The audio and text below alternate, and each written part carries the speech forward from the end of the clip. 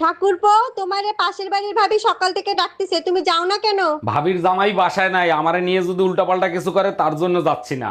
ভূতের মুখে রাম নাম, সারাদিন ভাবি ভাবি করে মরো, এখন কেন যাচ্ছ না সত্যি করে বলো। ভাবি তুমি বলে দাও আমি বাসায় নাই, আমারে নিয়ে হাতে রাখি পরাবে।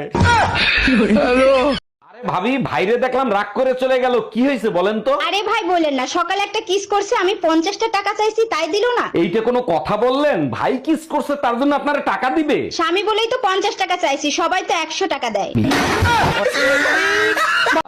আমার স্বপ্ন যে।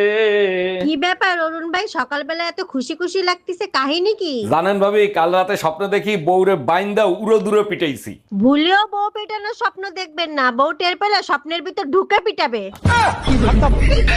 দেখো ভাই, আমার সাদা মনে কোনো কাদা নাই, এটা হচ্ছে আমার বেটা। আমার বেটার সাথে তোমার বেটির যদি বিয়ে দিতে চাও তাহলে পুরো 5 লাখ লাগবে, 5 লাখ। হ্যাঁ, এমন কি আছে তোমার বেটার মধ্যে যে 5 লাখ চাইছো? দেখো ভাই, একে সার্ফ সাবান দিয়ে যতই কচিলা কচিলা ধও, আর যদি রং উঠে যায় তাহলে টাকা ফেরত। দূর দূর যাবে মেরে কালে রঙ তো। যাইতেছস? তোর মার হাঙ্গা খাবার গেছিলাম।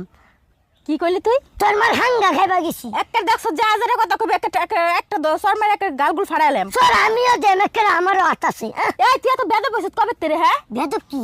বেদব কি মানে এই যে এটা আপেল, এটা যদি না পারিস না তোর আজকে এক চড়মারে আমি 48টা দাঁত ফেলাই দেব। পার। কি বলো, ওর তো মাত্র 16টা দাঁত, 48টা দাঁত কবে হলো? আমি তো জানতাম তুমি এর মধ্যে নাকটা গলাবা, ওর জন্য তোমার 32টাও ধরে নিছি আমি। চাচি, চাচা কোনে গেছে? বাবা তোমার চাচা তো বিদেশে গেছে, 1 বছর পরে আইবো। ভাবি আপনি কোনো টেনশন করেন না, যদি কিছুর দরকার পড়ে আমাকে একবার কইবেন, আমি কইতরের নাগাল উড়ে আসমু। সম্পর্ক বদলে গেল একটি পলক। এক গ্লাস জল দাও তো। আরে গ্লাস উপরে ধরো, আরে কলের মুখে ধরো, আরে ওই মুখে না। এই শুনছো? হ্যাঁ, এদিকে এসো তো। কেস বলো। এই টাকাটা ধরো আর যাও তো তাড়াতাড়ি বাজারের থেকে আমার জন্য সুন্দর দেখে একটা লাল ব্লাউজ নিয়ে আসবা। আচ্ছা ঠিক আছে। বলছি তোমার সাইজ কত গো? কেন তুমি আমার সাইজ জানো না? এইটুকু এইটুকু তবে কি এইটুকু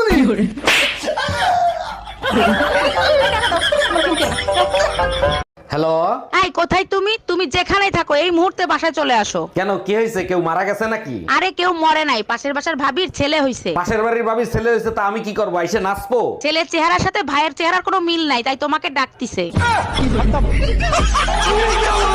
স্যার, আমি একটা ব্যাংক অ্যাকাউন্ট খুলবো, আমাকে একটা ব্যাংক অ্যাকাউন্ট খুলে দেন। ভোটার আইডি কার্ড আর জন্ম নিবন্ধন দেন, এক্ষুনি অ্যাকাউন্ট খুলে দিচ্ছি। স্যার, ভোটার আইডি কার্ড তো আছে কিন্তু জন্ম নিবন্ধন তো নাই। জন্ম নিবন্ধন ছাড়া অ্যাকাউন্ট খোলা যাবে না, যান আগে জন্ম নিবন্ধন করে আসেন। বিশ্বাস করেন স্যার, আমার জন্ম হয়েছে, আর তাও যদি বিশ্বাস না হয় আপনি আমার বাসায় গিয়ে জিজ্ঞেস করেন।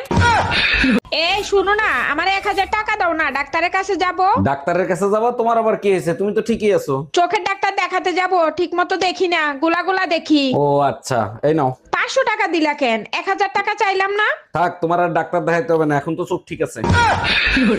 উফ, গরমে বাইরে থাকা যায়, পুরো মাথাই নষ্ট হয়ে গেছে। গরমে মাথা নিয়ে বাইরে গেছিলা কেন? ফ্রিজে রাইখা যাইতা, তাহলে আর নষ্ট হইতো না। দেখ, তুই আমার চোখের সামনে দিয়ে সর, তা নাহলে আমার মেজাজ খারাপ হয়ে যাবে। তাহলে মেজাজটা দাও, ফ্রিজে রাইখা দিই, তাহলে আর খারাপ হবে না।